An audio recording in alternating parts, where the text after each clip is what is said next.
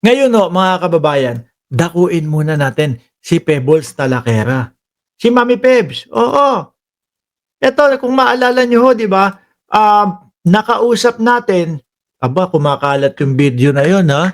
Yung kausap natin si Mami Pebs, tinanong natin, "Mami Pebs, ano ba yung nasa post mo?" Yung bang ano, pinagpaplanuhan si Pangulong Bongbong Marcos. Na hindi lang daw po si Pangulo ang pinagpaplanuhan, hindi lang po si Pangulo ang pinagbabantahan, kasama na daw po yung mga mahal sa buhay o yung first family. Ngayon ho, eto may bagong pasabog si Pebbles Talakero. Tinawagan ko kaagad, "Mami Pebs, ano ba ito?" No? Sabi, busy daw pa siya.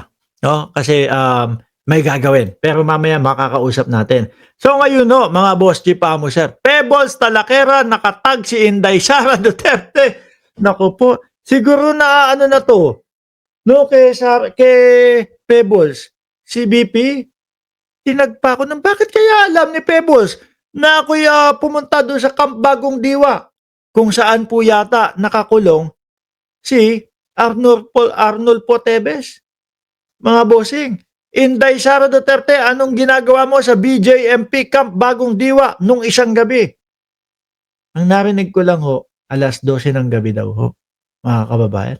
Ano kaya ang ginagawa ng Vice Presidente doon? At paano kaya nalaman ni Pebbles Talakera na nandun ang Vice Presidente? At kinausap daw ho, walang iba kundi si Tebes.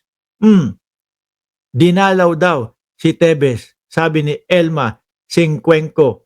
Oh, ano kaya pinag-uusapan nila? Pagtakas ni Tebes? Hindi ho kaya yung jailbreak din kay Tebes? Hindi naman ho siguro, ano? Oh, hindi naman ho siguro. Hindi kaya isa na namang destabilisasyon ang pinaplano nila? Kasi si Tebes nung nagtatago, medyo talagang binubisit na niya din si Pangulong Bongbong Marcos. Di ba Janelle Van der Hearst at Viola G at Virgie Badiola?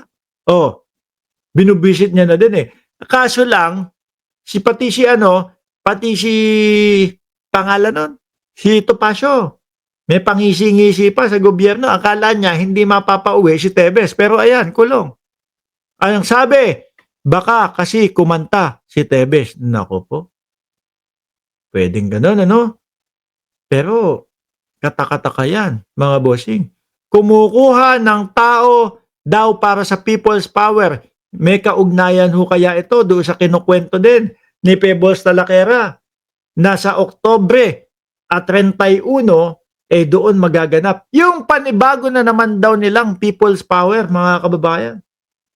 Di na natapos, ano? Paulit-ulit na lang ho sila, mga bossing. Paulit-ulit na lang po sila na people's power, hindi ho mga nadadala. Biruin nyo yun, 2 taon makalipas, inumpisahan yan ng dating Pangulong Duterte. Madami-dami pa yung pumupunta, ha? Madami-dami pa ho yung pumupunta, mga bossing. Nandiyan si Kap ninyo? Asan? Di ko nakita, shout out kay Kap ninyo, Barsaga, kung nandiyan. Nung dati ho, sa Davao, inumpisahan nila yan. Madaming pumunta. Oo, kaumpisahan pa lang ho nun eh. Hindi pa po bingi ang mamamayang Pilipino sa kakasinungaling ng dating Pangulong Duterte eh. Tapos nagulat tayo, biglang nagsabi, may bangag tayong presidente. Gumanon. Ayun Daddy Mark, wala akong pantinaw lang yakap. Sikap ninyo, alam nyo, gaganyan-ganyan ho yan dyan sa comment section. Ayan nabasa ko. Daddy Mark, wala akong panty now. Gaganyan-ganyan sikap ninyo mga kababayan. Pero kapag katabi ko ho yan, naku po, ang tahimik niyan.